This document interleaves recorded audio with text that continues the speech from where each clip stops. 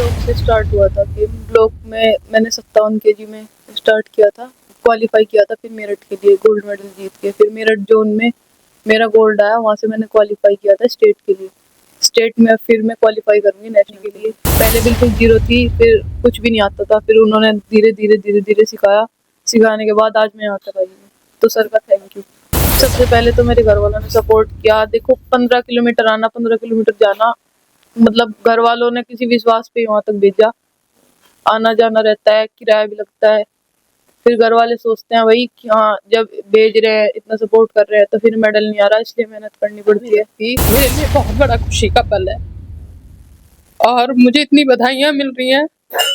हमने तो सपोर्ट किया अपनी बच्ची को, लेकिन इसकी भी मैं मेहनत को सलाम करती हूँ। ये अकेली जाती है, सहारनपुर अकेली आती है। सुबह से इसका रूटीन 7 बजे स्कूल चली जाती है, उसके बाद 3 बजे स्कूल से आती है, 3:30 बजे स्टेडियम जाती है। पिछले लास्ट ईयर गोंडा खेलने गई थी, वहां से हार मिली थी, लेकिन हमने थोड़ा सा देखो, थोड़ी देर के लिए तो हर पेरेंट्स को लगता है, लेकिन हमने फिर भी इसको उत्साहित ही किया कि भाई नहीं, कोई बात नहीं, आज हार है तो कल जीत भी होगी।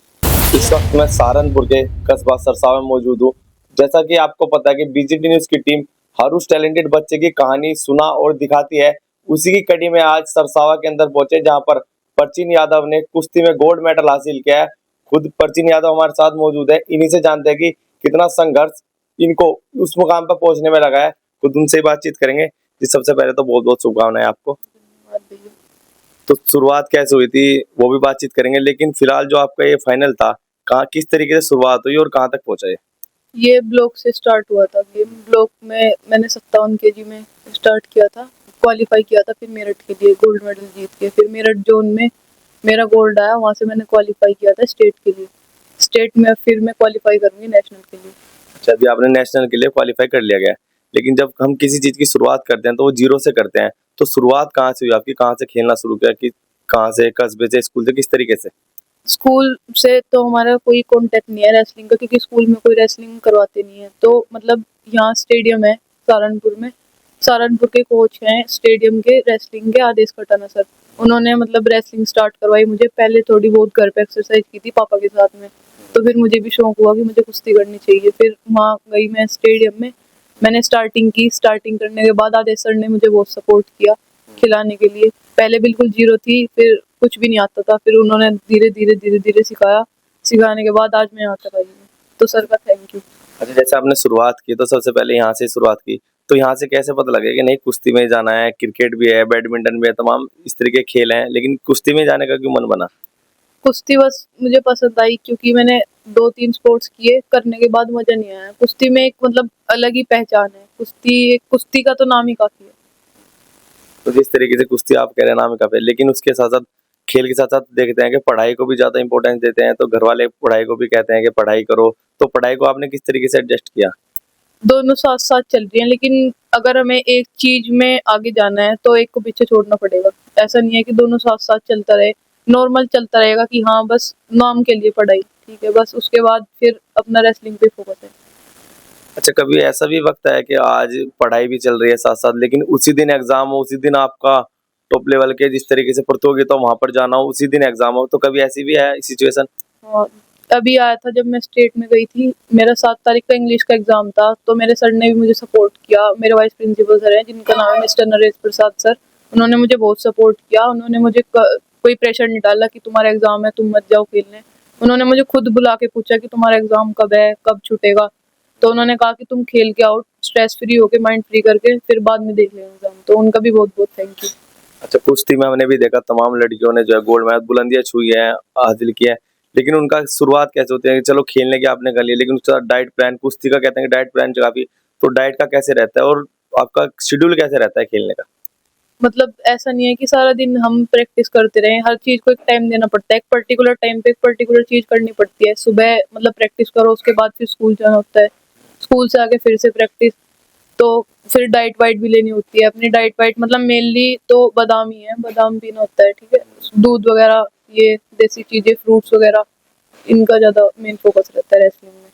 अच्छा, तो आज का दौर की अगर हम बात करें तो देखते होंगे आपके लड़कियों को इतनी इजाजत नहीं है, घर से बाहर भी ज्यादा नहीं निकलने जाता, लेकिन आपने उन तमाम समाज को एक संदेश देने का काम किया कि नहीं, लड़कियां भी लड़कों से कम नहीं है, तो क्या कुछ कहेंगे आप? सबसे पहले तो मेरे घर वालों ने सपोर्ट किया। देखो 15 किलोमीटर आना, 15 किलोमीटर जाना, मतलब घर वालों ने किसी विश्वास पे वहां तक भेजा। आना जाना रहता है, किराया भी लगता है। फिर घर वाले सोचते हैं वही कि हाँ, जब भेज रहे हैं, इतना सपोर्ट कर रहे हैं, तो फिर मेडल नहीं आ रहा, इसलिए मेहनत करनी पड़ती है। नहीं तो कुछ समाज में लोग होते होंगे, रिश्तेदार भी होते होंगे कि क्या पढ़ाई कराओ, डॉक्टर बन जाओ, इंजीनियर बनाओ, इस तरीके से कहा, कभी ऐसी सिचुएशन आई सामने? ये तो है, मतलब जो आस सोसाइटी के लोग हैं वो भी बोलते हैं कि भाई क्या खेल रहे हो, खेलने की तो उम्र चली गई, कि खेलने की उम्र थोड़ी है।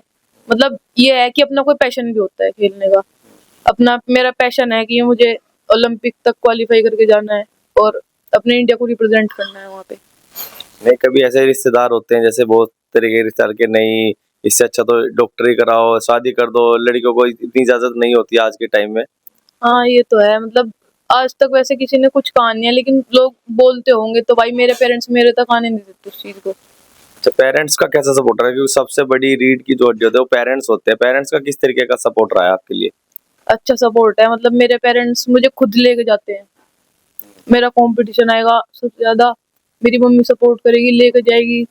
खर्चा भी लगता है, देखो ऐसा नहीं है, मतलब खाना वाना, रास्ते में भूख भी लगती है। और मतलब ये ऐसा है, अगर कभी वेट ज्यादा हो रहा हो तो फिर थोड़ा वेट भी कम करना पड़ता है, साथ साथ जाते हैं।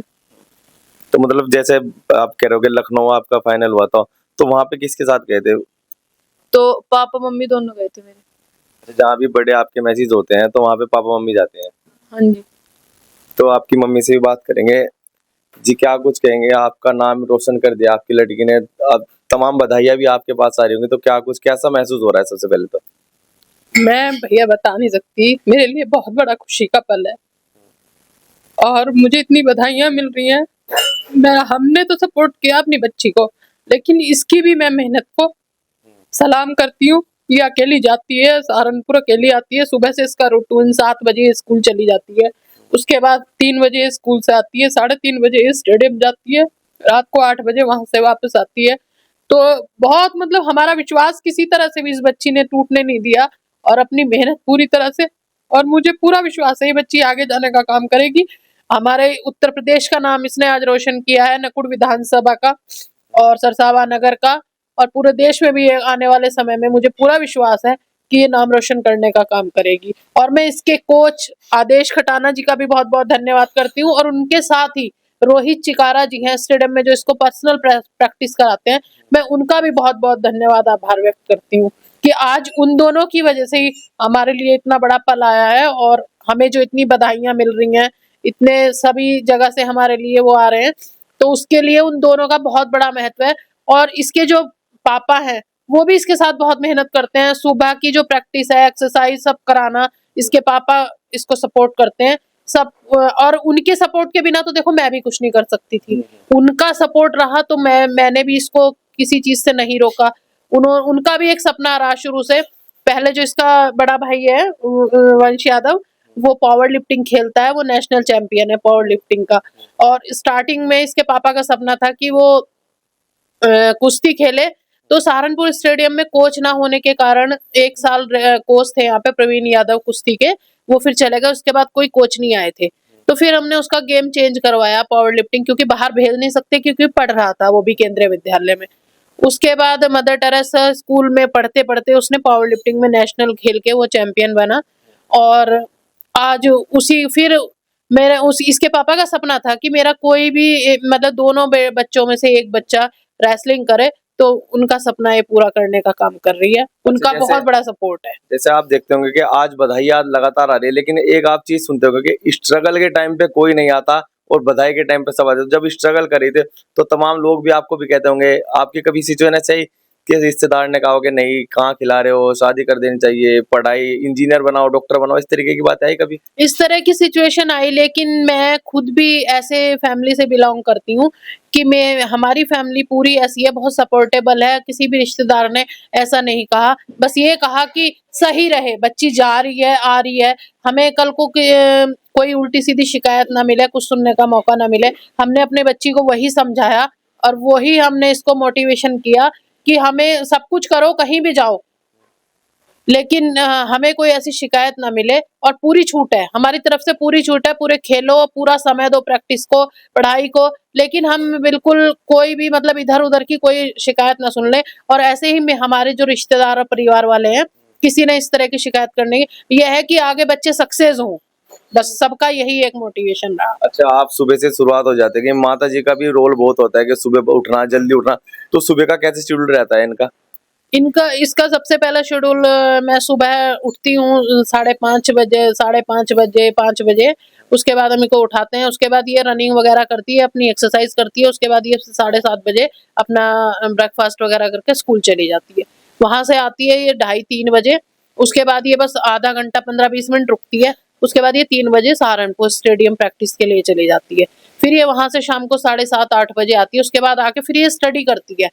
रात को 11 बजे थोड़ा बहुत टाइम अपनी डाइट वगैरह लेगी, वहां से आने के बाद फिर अपनी स्टडी करती है, 11-12 बज जाए उस तब तक ही अपनी स्टडी करती है, फिर नेक्स्ट डे वही रूटीन शुरू हो जाता है। अच्छा, हर खिलाड़ी के टाइम पे ऐसा होता है कि फैमिली से वो कुछ बातें शेयर करते हैं कि कुछ ऐसा टाइम आया कभी कि इन्होंने कहा कि नहीं, अब नहीं हो पा रहा है, खेलने का मन नहीं कर रहा है, बार-बार हार मिल रही है, निराशा हो रही है, कभी ऐसी सिचुएशन आई सामने इनके?